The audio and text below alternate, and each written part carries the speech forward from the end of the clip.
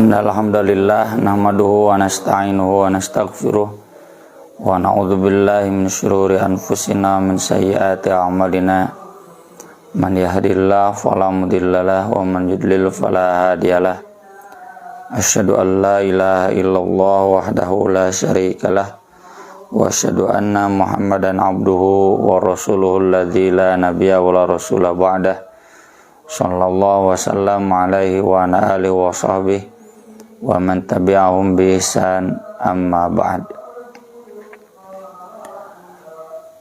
Pada kesempatan subuh kali ini kita masuk tema babu fadli Aisyah radhiyallahu anha, keutamaan Aisyah radhiyallahu anha. Imam Bukhari menuliskan beberapa hadis dalam bab ini. Yang pertama dari Abu Salamah, inna Aisyah radhiyallahu anha qalat qala Rasulullah sallallahu alaihi wasallam yauman. Rasulullah sallallahu alaihi wasallam pada suatu hari bersabda, ya Aish, hadza Jibril yukri'ukis salam. Wahai Aisyah, dibuang haknya jadi ya Aish, ya panggilan. Ini Jibril membacakan salam untuk engkau. Fakultu, maka aku pun menjawab, wa alaihissalam warahmatullahi wabarakatuh. Tara ma la ara, Anda bisa melihat apa yang aku tidak bisa lihat. Hadis ini dijadikan hadis pertama dalam hal keutamaan Aisyah radhiyallahu anha, istri Nabi sallallahu alaihi wasallam, karena memang sekelas Jibril pun, malaikat pun mengakui keistimewaan Aisyah sampai menyampaikan salam khusus untuk beliau. Jadi pengakuan keutamaan Aisyah itu diakui juga oleh Jibril, ya, dihormati juga oleh Jibril sampai menitipkan salam khusus untuk beliau. Dan nanti ya di hadis terakhir di bab ini dicek celok saja, ya, disebutkan oleh Urwah bahwasanya para sahabat itu kalau memberikan hadiah kepada Nabi SAW itu kebanyakan memberikan hadiah kepada beliau ketika beliau ada di rumah Aisyah, ya. Sedangkan ketika beliau jadwal gilir di istri-istri yang lain, tidak seperti ketika jadwal beliau gilir di rumah Aisyah, ya. Jadi banyak yang memberi itu ketika beliau jadwal gilir di rumah Aisyah, sedangkan istri-istri yang lain ada yang memberi cuma tidak sebanyak kepada Aisyah.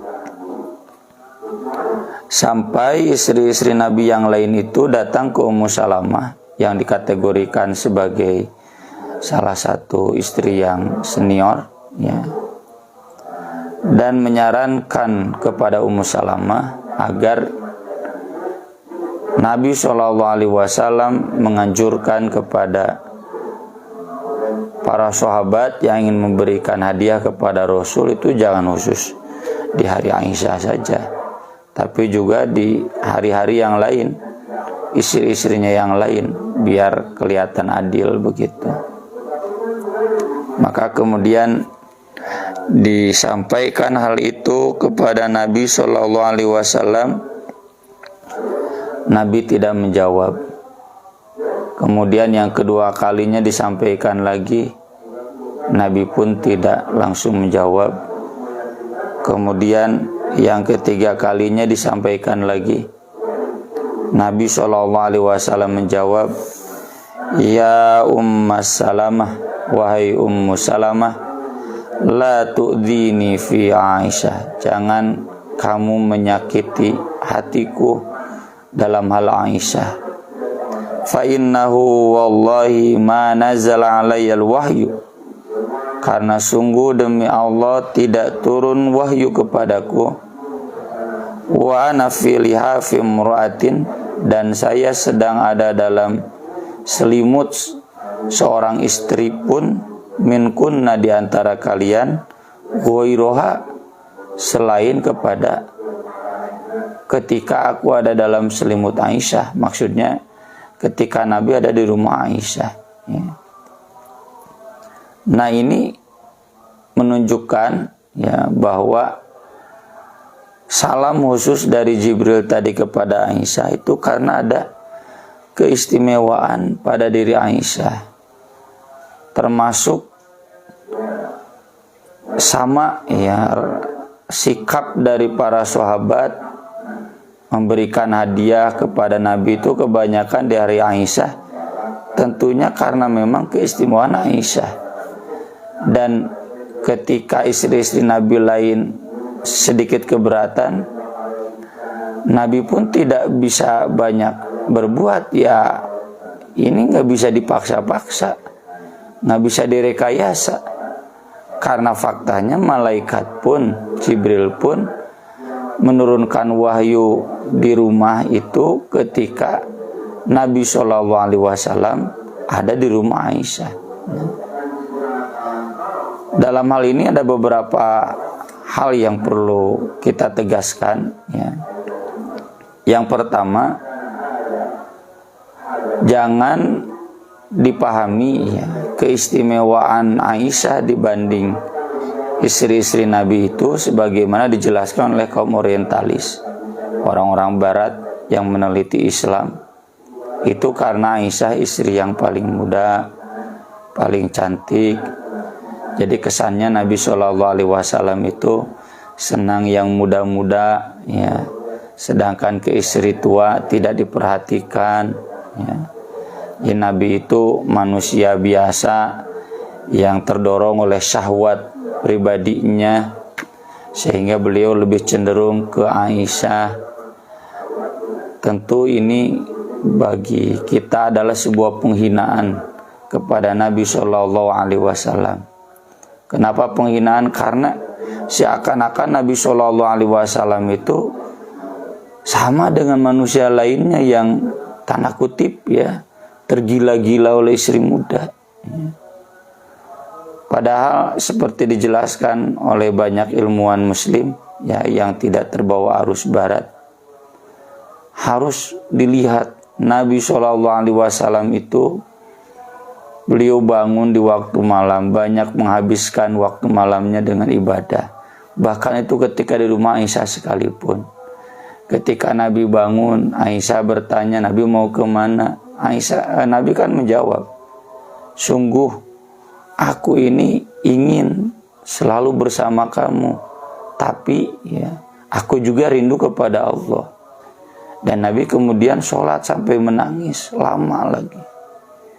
Jadi jangan kita terbawa pemahaman bahwa Nabi lebih mencintai Aisyah itu karena Aisyah istri muda, paling cantik, ya, paling muda, ya. Meskipun itu benar adanya, benar dalam artian Aisyah itu muda, cantik, ya, tapi tidak kemudian itu menjadi satu-satunya pertimbangan Nabi SAW lebih mencintai Aisyah daripada yang lain. Yang kedua, di sini kita mendapatkan gambaran yang jelas, ya, dalam hadis bahwa kecintaan Nabi kepada Aisyah itu sama dengan kecintaan malaikat kepada Aisyah, khususnya Jibril. Kita pernah bahas, ya, di kajian Ahad kedua 2 bulan ke belakang, kajian online, bisa dicek, ya, videonya di YouTube, ya. Bahwa Nabi SAW bersabda, ketika Allah mencintai seorang hamba, maka dia akan memanggil Jibril. Kata Allah kepada Jibril bahwa aku mencintai hamba itu, maka cintailah oleh kalian. Jibril pun kemudian mengumumkan kepada semua penduduk langit bahwa Allah mencintai si anu, seseorang. Fahibu, kalian wajib mencintainya. Maka kemudian penghuni langit pun, para malaikat di langit semua mencintai hamba tersebut. Dan ketika semua penghuni langit mencintai hamba tersebut, maka wa yudau lahul qubul fi ahlil ard, maka otomatis hal yang sama akan diturunkan, akan terjadi pada penduduk bumi. Penduduk bumi pun sama mencintainya. Jadi kecintaan Nabi SAW kepada Aisyah, para sahabat juga kepada Aisyah, ini selaras dengan kecintaan malaikat kepada Aisyah. Dan kalau malaikat saja mengistimewakan Aisyah, itu karena Allah Subhanahu wa Ta'ala pun mengistimewakan Aisyah. Di mana keistimewaan Aisyah sampai kemudian malaikat, Nabi, kemudian para sahabat mencintai beliau? Ya tentu dalam hal yang objektif, karena kesolihahan ya Aisyah, pengabdiannya kepada Nabi, pengorbanannya kepada agama, kecerdasannya dalam menangkap ilmu-ilmu yang datang dari Nabi, kemudian kesigapannya dalam mengurus Nabi, perhatian kepada Nabi, ya, termasuk juga kaitannya dengan ayahandanya yang merupakan sahabat yang paling dicintai Nabi. Ini tentu berpengaruh lah, seperti kita misalkan respect ya kepada seorang anak tokoh karena mempertimbangkan orang tuanya, itu sesuatu yang wajar, objektif lah, tidak subjektif ya.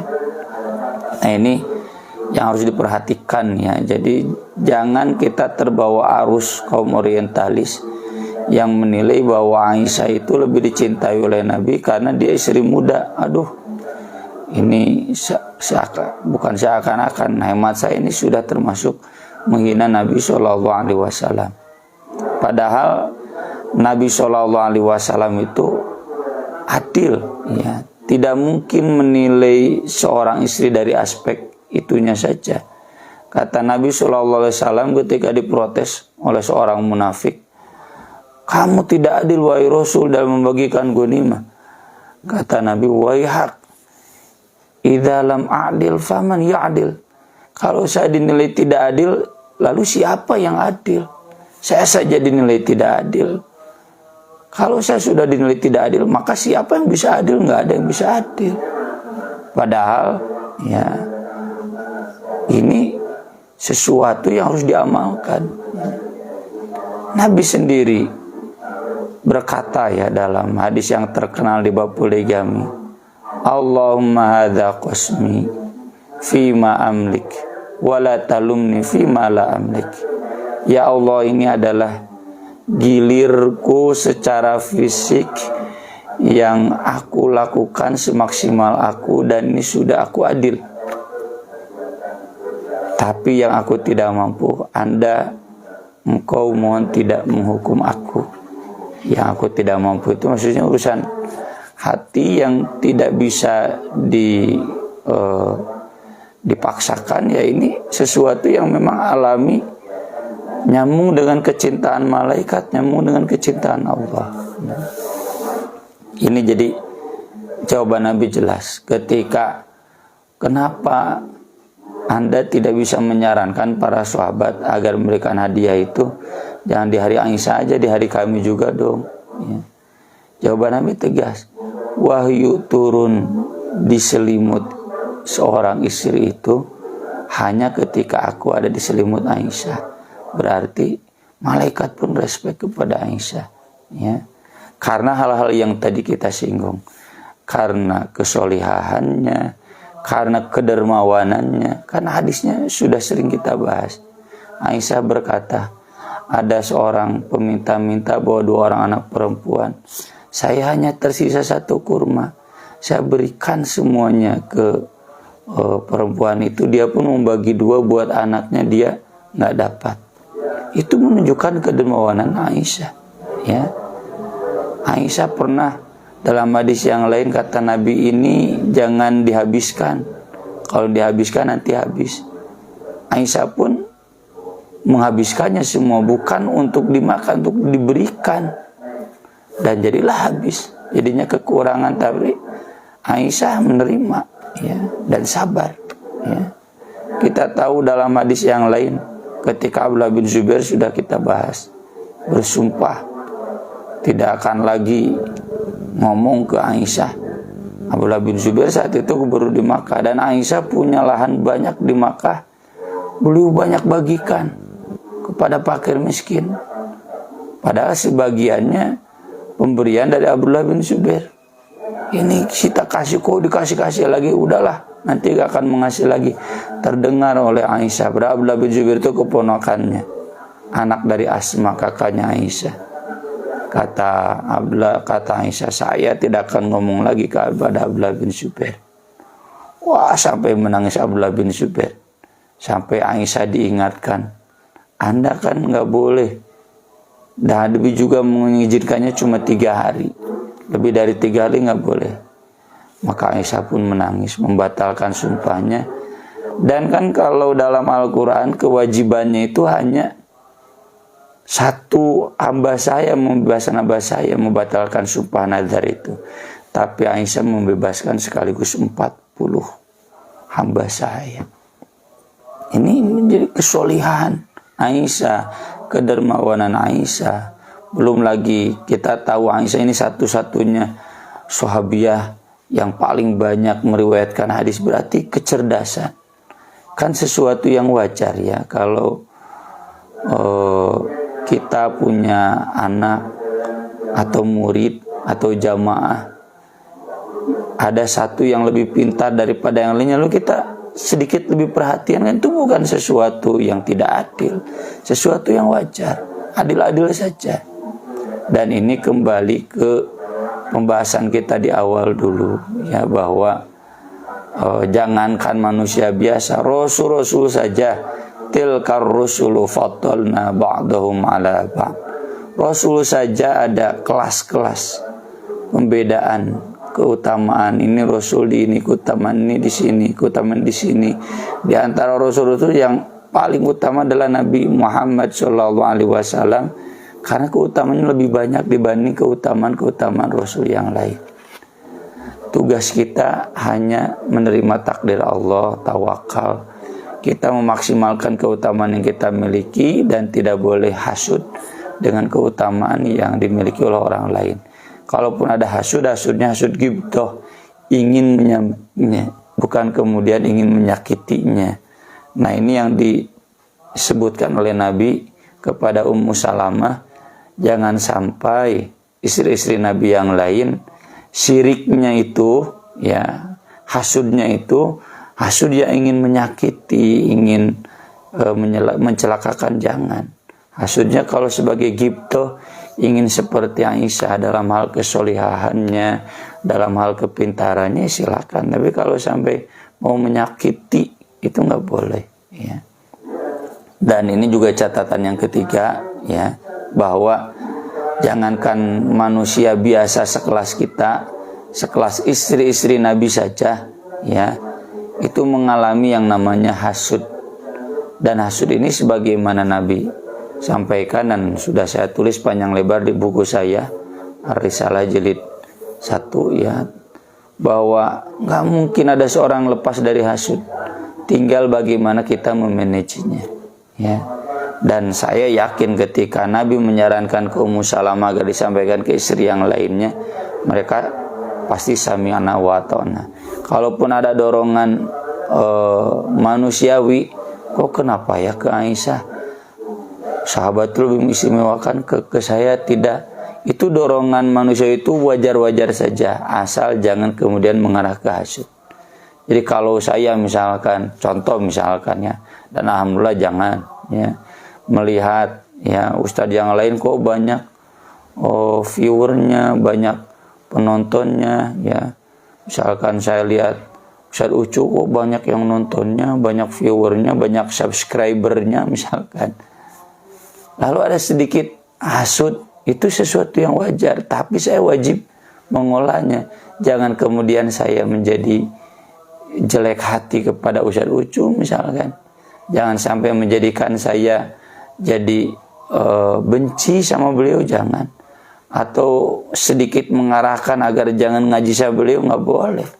Saya harus menerimanya itu sebagai keutamaan yang diberikan oleh Allah kepada masing-masing orang. Terimakan saja, udah tugas kita hanya memanfaatkan keutamaan yang kita miliki. Itu yang diarahkan oleh Nabi kepada istri-istrinya yang lain. Kemudian di hadis berikutnya dari Abu Musa al-Asy'ari, Rasulullah SAW bersabda, kamu la minar rijal katsir. Lelaki yang sampai taraf kesempurnaan itu banyak. Walam yakmul minan nisa illa Maryam bintu Imran wa Asiyatu imra'atu Fir'aun. Dan tidak ada yang sampai mencapai kesempurnaan dari perempuan kecuali Maryam binti Imran dan Asiyah istrinya Fir'aun. Ini yang diabadikan di dalam surat At-Tahrim ya. Wa daraballahu mathalan lil ladzina amanu imra'ata Fir'aun. Itu namanya Asiyah. Ya, bukan Asiyah, Asiyah ya. Kemudian ayat berikutnya wa Maryam nata Imran allati ahsanat farja dan seterusnya. Wa fadlu Aisyah 'alan nisa, dan keutamaan Aisyah dibanding perempuan-perempuan lainnya kafadlits sarid 'ala sairit tu'am, seperti keutamaan sarid dibanding makanan-makanan yang lain. Sarid itu daging yang dikuah. Kalau di kita mungkin kayak soto, gulai, kan ini makanan istimewa bagi orang kebanyakan. Kalaupun ada yang tidak senang ya beberapa saja. Siapa yang tidak mengistimewakan soto ya, gulai, pasti mengistimewakan mahal lagi ya. Nah, itu keistimewaan Aisyah. Apa maksud di hadis ini? Kata para ulama, maksud hadis ini sempurna manusia itu maksudnya sampai taraf kenabian. Lelaki yang jadi nabi banyak, bahkan semua nabi kan lelaki. Nah, dari perempuan yang setara dengan nabi itu hanya dua, yaitu Maryam dan Asiyah ya. Tapi bukan berarti hanya dua ini saja yang utama. Buktinya Nabi kemudian menyebutkan Aisyah. Dalam riwayat lain Nabi menyebutkan Fatimah sayyidatun nisa'i ahlil jannah. Fatimah itu sayyidahnya, putrinya penghuni surga ya. Perempuan penghuni surga. Kemudian Khadijah, Nabi menyebutkan seistimewa semuanya perempuan istri adalah Khadijah ya. Nah, ini menunjukkan berarti di luar Asiyah dan Maryam masih ada yang lebih istimewa. Di antaranya yang Nabi sebutkan ini. Cuma memang kemudian ada pembahasan siapa yang paling istimewa antara Khadijah, Aisyah, Fatimah. Hemat saya pribadi ya, bukan berarti mencepelekan kajian para ulama. Tidak terlalu penting bagi kita untuk membeda-bedakan siapa yang paling istimewa. Yang jelas ini perempuan-perempuan istimewa, bahkan semua istri Nabi juga sudah ada ayatnya ya. Khusus istri Nabi itu ya nisa'an Nabi, ya nisa'an Nabi, sampai 2 kali di surat Al-Ahzab ya, di awal juz 22 dan di akhir juz 22 ya, menunjukkan keistimewaan Nabi. Keistimewaan istri-istri Nabi semua istimewa. Jadi nggak perlu kita kemudian membeda-bedakan ya. Meskipun ya para ulama kemudian menjelaskan Khadijah istimewa karena sebagai istri pertama, istimewa di zamannya. Sesudah meninggal kemudian yang istimewa itu adalah Aisyah. Lalu bagaimana Fatimah? Fatimah itu keistimewaannya karena sebagai putrinya ya. Kan kita mencintai istri dan anak istri cinta, ke anak cinta, ya lebih cinta kemana? Ya ke anak dalam kadar anaknya, ke istri dalam kadar istrinya, begitu kan? Nggak terlalu susah lah kita memahaminya. Ke Fatimah dalam kadar putrinya, ke Aisyah dalam kadar istrinya, ya. Ke istri-istri yang lain juga sama, ya. Nabi SAW demikian. Tapi memang ya keutamaan Aisyah dibanding perempuan lainnya dan termasuk istri-istri Nabi lainnya itu seperti keutamaan soto gulai dibanding makanan lainnya. Ini sekali lagi bukan, maaf ya, bukan dari rasanya tentu, tapi dari kualitas. Kualitas Aisyah itu memang lebih dari yang lain. Seperti saya punya santri banyak perempuan, lalu ada yang paling soleha, yang paling pintar, apalagi ditambah paling cantik. Bukan saya saja, kan semua guru yang lain, bahkan semua santri pun pasti respect ya kepada perempuan yang seperti itu. Masa yang begini disebut tidak adil? Ya, ini sesuatu yang wajar, menggambarkan bagaimana keutamaan Aisyah. Kemudian di hadis yang lain, ketika Aisyah sakit, Ibnu Abbas menjenguknya dan kata Ibnu Abbas, ya ummul mukminin taqdamin ala farati sidqin. Tenang wahai ummul mukminin, Anda itu akan menyusul datang ke telaga surga yang di sana sudah menunggu ala Rasulillah sallallahu alaihi wasallam wa ala Abi Bakrin.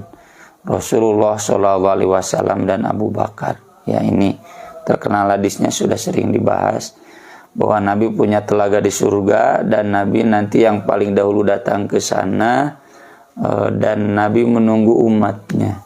Nanti umatnya kemudian datang menyusul, bahkan di antara umatnya ada yang tidak jadi, kemudian Nabi ditarik lagi oleh malaikat dimasukkan ke neraka, ya, karena mereka murtad. Ya. Kita nggak perlu banyak bertanya, masa yang masuk surga ditarik lagi ke neraka? Ya ada lah, walau alam, pokoknya begitu, samina wa ta'na. Kita jangan menjadi bagian yang itu.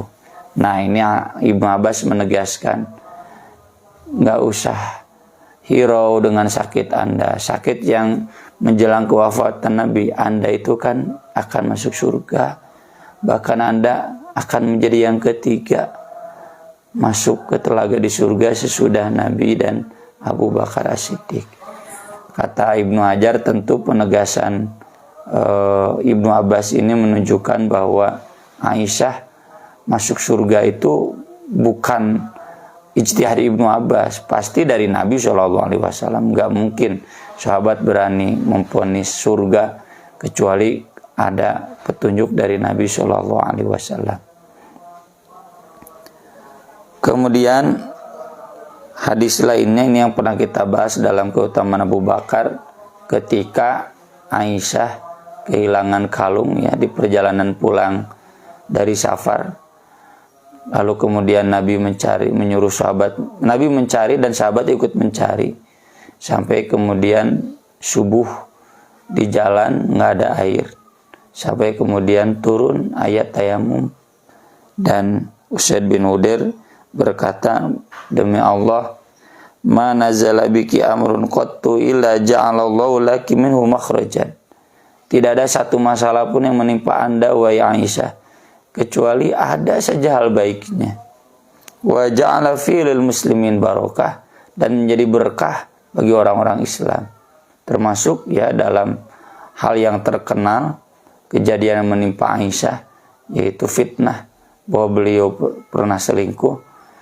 Itu kan kata Allah sendiri, innal ladzina ja'u bil ifki usbatum minkum la tahsabuhu syarral lakum bal huwa khairul lakum. Jangan mengira kejadian fitnah untuk Aisyah ini jelek buat kalian, tidak, justru jadi baik. Baiknya apa?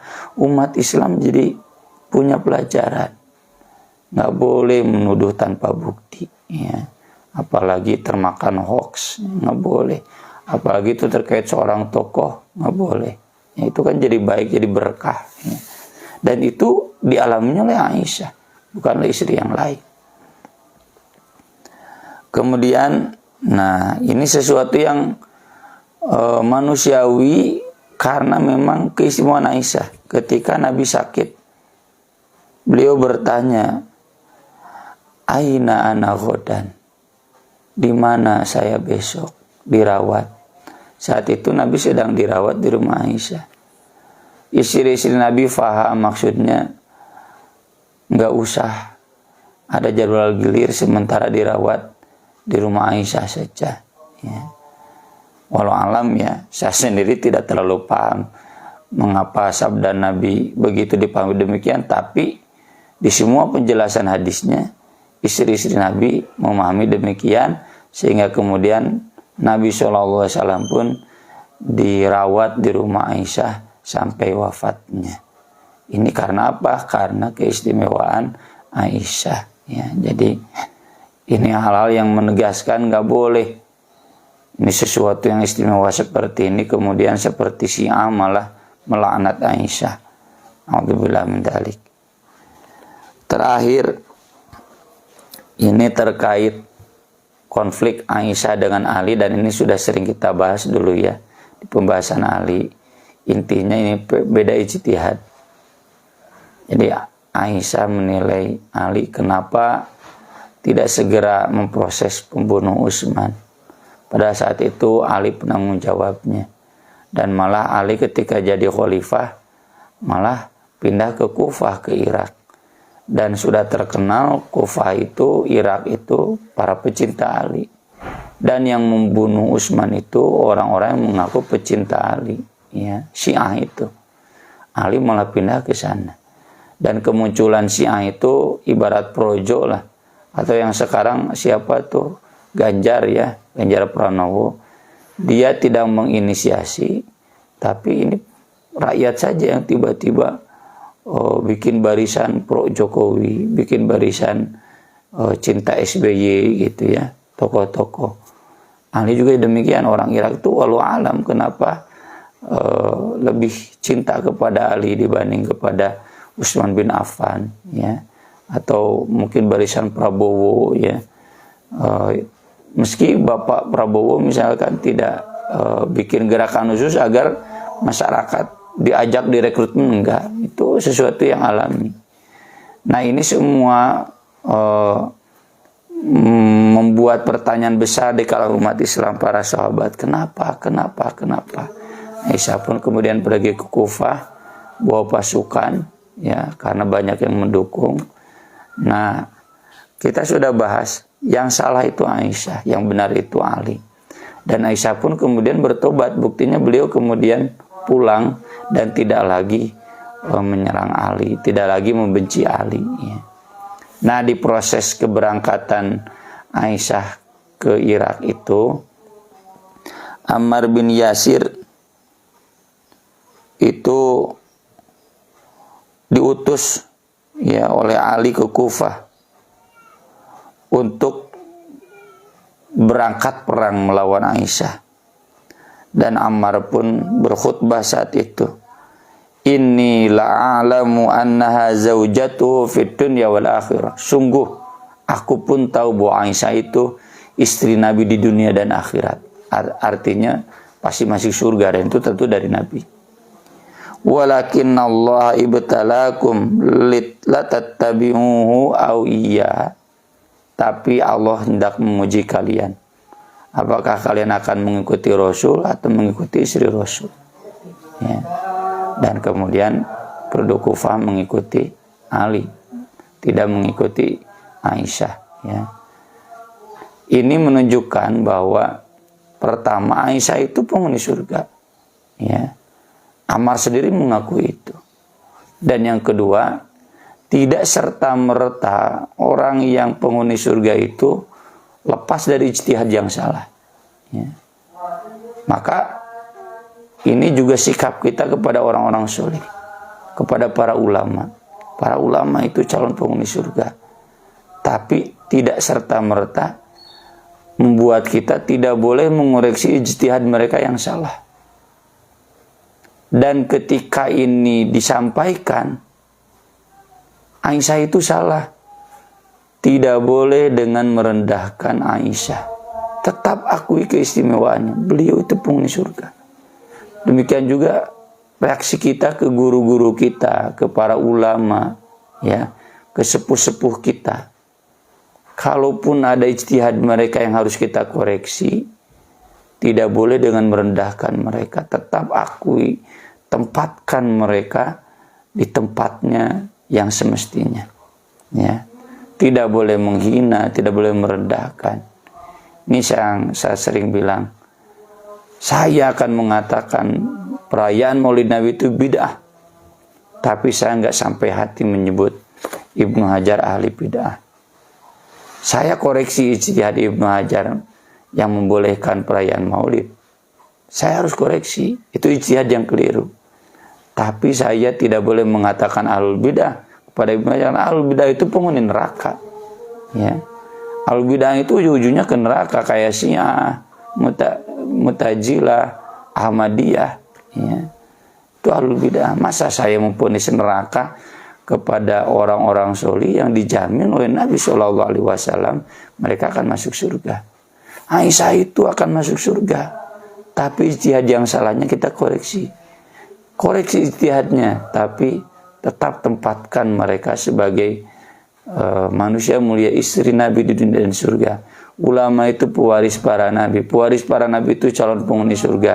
Jadi boleh kita koreksi ijtihadnya, tapi jangan rendahkan, menghinakan ulamanya, mazhabnya, para pengikutnya. Ini pelajaran yang bisa kita ambil dari keistimewaan Aisyah. Semoga bermanfaat. Aku qouli hadza wa astaghfirullah li wa lakum. Rabbana atina fid dunya hasanah wa fil akhirati hasanah wa qina adzabannar. Subhanakallahumma bihamdik asyhadu an la ilaha illa anta astaghfiruka wa atubu ilaik. Wassalatu wassalamu ala Rasulillah. Wassalamualaikum warahmatullahi wabarakatuh. Mohon dukungannya ya. Jangan lupa like, comment, and subscribe.